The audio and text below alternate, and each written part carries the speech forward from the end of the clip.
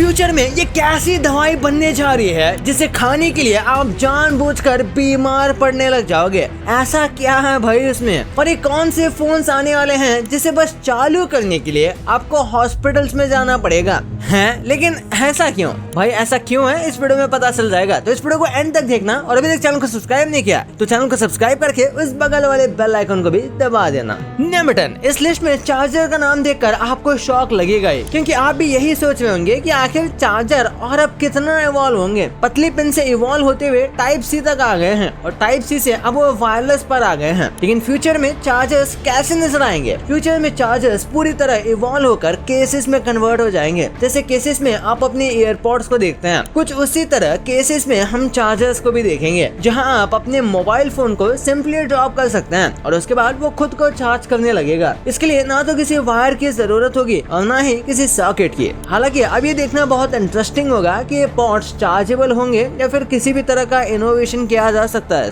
Number 9, fans. छतों पर लगने वाले फैंस उन चुनिंदा डेली लाइफ इक्विपमेंट्स में से हैं जो कि पिछले 100 सालों से एक जैसे ही है, और इसमें जरा सा भी इनोवेशन नहीं हुआ। वही पुराने जमाने जैसे ब्लेड्स और वही पुराने जमाने जैसे उसकी हवा। अक्सर ये बात होती है कि इन फैंस को हटाकर एसी पर शिफ्ट हो जाएं, लेकिन आने वाले 5 सालों में फैंस की ब्लेड को हटा दिया जाएगा और माइक्रो ब्लेड फैन के अंदर ही लगा दिए जाएंगे ताकि वो एयर को अब्सॉर्ब करके उसे ठंडा कर दें। ये इतने माइक्रो लेवल पर होगा कि हमें वो ब्लेड्स देखने के लिए भी फैंस को खोलना पड़ेगा, और यहाँ तक कि फैंस पोर्टेबल भी हो सकेंगे। नंबर 8, फ्यूचर में नोटबुक्स कैसे नजर आएंगी? अगर आप ये क्वेश्चन किसी इंसान से फ्यूचर में पूछोगे तो यही कहेगा कि नोटबुक्स वो क्या होती है। साल 2011 का ये आर्टिकल कहता है कि आने वाले टाइम में एजुकेशन ऑनलाइन होगी और लैपटॉप्स और भी ज्यादा स्लिम हो जाएंगे। हमारे पास अमेज़न किंडल जैसे डिवाइसेस होंगे, हम तब भी ये कर सकते हैं। एक अमेज़न किंडल में 40 लाख से ज्यादा बुक्स आते हैं। आने वाले टाइम में ऐसी ही एक वन टाइम इन्वेस्टमेंट करके आप अपने लिए नोटबुक भी ले सकेंगे जिस पर लाइफ टाइम लिखी है, कोई दिक्कत ही नहीं है। वैसे आपको क्या लगता है कि पेपर से डिजिटल पर शिफ्ट करना इतना ज्यादा आसान होगा? Number 7, beds. सबसे पहले तो आने वाले टाइम में बेड्स सीधे नहीं होंगे, यानी कि वो इस तरह से बनाए जाएंगे कि वो सोने वाले की शेप में खुद को कन्वर्ट कर सकें, जिससे बहुत से लोगों के कमर दर्द जैसे प्रॉब्लम सॉल्व हो सकती हैं। इसके आने वाले टाइम पर बेड्स टेम्परेचर फ्रेंडली होंगे, यानी कि गर्मी का मौसम है तो आपका बेड एक वेंटिलेटेड बेड में कन्वर्ट हो जाएगा, और अगर सर्दी का मौसम है तो आपका बेड हीट को कंजर्व करेगा। ये वैसे तो बहुत मामूली चेंजेस हैं, लेकिन ये कितना इम्पैक्ट डाल सकते हैं इसे देख कर ही पता लगेगा। Number 6, electricity.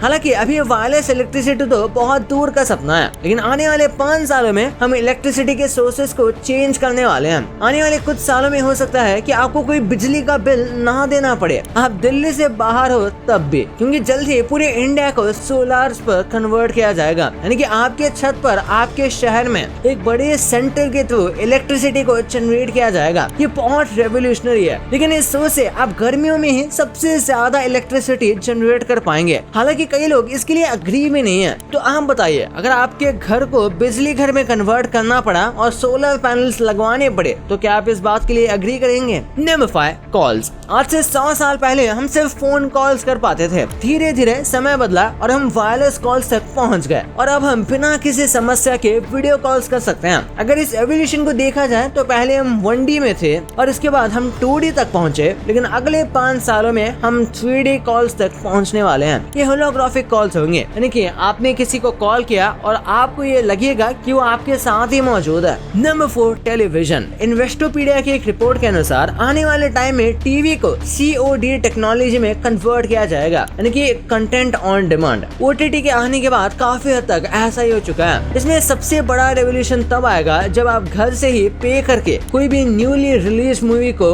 One time stream कर सकेंगे। टेलीविजन के रेवोल्यूशन में आगे 3D को भी ऐड करने का सोचा जा रहा है, लेकिन वो अपडेट्स किसी और कॉन्क्रीट एविडेंस पर वो प्रोसीड करेंगे। Number 3, mobile phones. Mobile phones में जो चेंजेस आने वाले हैं उन्हें 2 कैटेगरीज में डिवाइड किया जा सकता है। एक तो फिजिकल चेंजेस और दूसरा सॉफ्टवेयर चेंजेस। सॉफ्टवेयर के मामले में मोबाइल के कैमरे में हमें ड्रास्टिक चेंजेस देखने को मिलने वाले हैं। कैमरे को AI से अटैच करके हम मैपिंग से लेकर ट्रांसलेशन तक बहुत सारी फील्ड्स में अपनी लाइफ को आसान बना सकते हैं। सॉफ्टवेयर के मामले में तो मोबाइल फोन्स जल्द ही जावेद से भी आगे निकलने वाले हैं। आयरन मैन के फैंस रेफरेंस समझ गए हो तो कमेंट करके जरूर बताना। अब अगर बात करें हार्डवेयर वाले पार्ट स्टार्ट की तो मोबाइल फोन्स को आने वाले टाइम में और भी ज्यादा स्लिम लुक देने की कोशिश की जाएगी। फोल्डेबल फोन्स मार्केट में पहले से ही मौजूद हैं। आने वाले टाइम में टेक को इतना आगे ले जाया जाएगा कि मोबाइल फोन्स को बॉडी में एम्बेड किया जा सके। इसके अलावा मोबाइल फोन्स में और भी दूसरे इक्विपमेंट्स ऐड किए जाएंगे। इनोवेटर्स जानते हैं कि सेल फोन्स को हम अपने किसी एसेंशियल बॉडी पार्ट की तरह अपने साथ रख सकते हैं या अपने अंदर ही।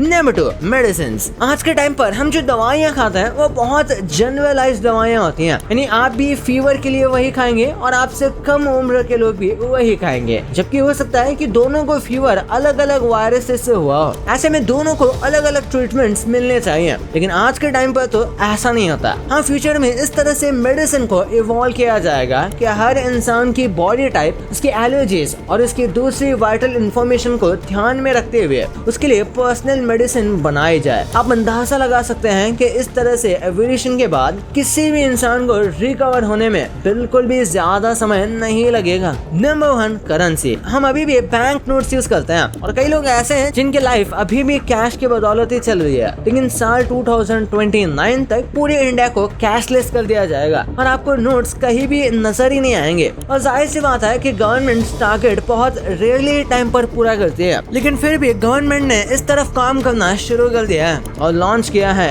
ई-रूपी, आपका आरबीआई की तरफ से दिया गया वॉलेट। अब चैलेंज ये भी है कि इंडिया में बहुत सी लोकेशंस ऐसी हैं जहां इंटरनेट नहीं पहुंचा है। वहां पर पैसों का लेन देन किस तरह से किया जाएगा उसके लिए आरबीआई काम कर रहा है और इस ई-रूपी का पूरा कॉन्सेप्ट ऑफलाइन होगा। गवर्नमेंट इस पर काम कर रही है और हमें सबसे ज्यादा एवोल्यूशन अपनी डेली लाइफ में करेंसी में ही देखने को मिलने वाला है। वैसे आपके लिए कुछ बोनस पॉइंट्स। तो बात करते हैं फ्यूचर क्लासरूम्स की। आने वाले टाइम में क्लासरूम्स बिल्कुल अलग होंगे। अब चॉकबोर्ड की बजाय टीचर्स वर्चुअल स्क्रीन पे 3D मॉडल्स और इंटरैक्टिव लेसन्स दिखाएंगे। स्टूडेंट्स अपने टैबलेट्स या AR ग्लासेस का यूज करके अपने लर्निंग को कस्टमाइज कर सकते हैं। AI असिस्टेंट टीचर्स की हेल्प करेंगे, जिससे ग्रेडिंग और कॉम्प्लेक्स टॉपिक्स एक्सप्लेन करना आसान होगा। वर्चुअल क्लासरूम्स के थ्रू स्टूडेंट्स घर से भी अटेंड कर सकते हैं, जो डिस्टेंस को भी एलिमिनेट कर देगा। मेंटल हेल्थ पे भी ज्यादा फोकस होगा। सेकंड पे है स्कूल सप्लाईज। फ्यूचर में स्कूल सप्लाईज भी काफी स्मार्ट और इको फ्रेंडली होंगे। अब नोटबुक्स और पेन्स की जगह स्टूडेंट्स डिजिटल टैबलेट्स यूज करेंगे जो रीयूजेबल स्क्रीन्स पे काम करेंगे। इससे पेपर वेस्ट भी कम होगा। स्मार्ट बैकपैक्स होंगे जो डिवाइसेस को चार्ज कर सकेंगे। टेक्स्ट बुक्स की बजाय इंटरैक्टिव ई बुक्स होंगे जो किसी भी डिवाइस पे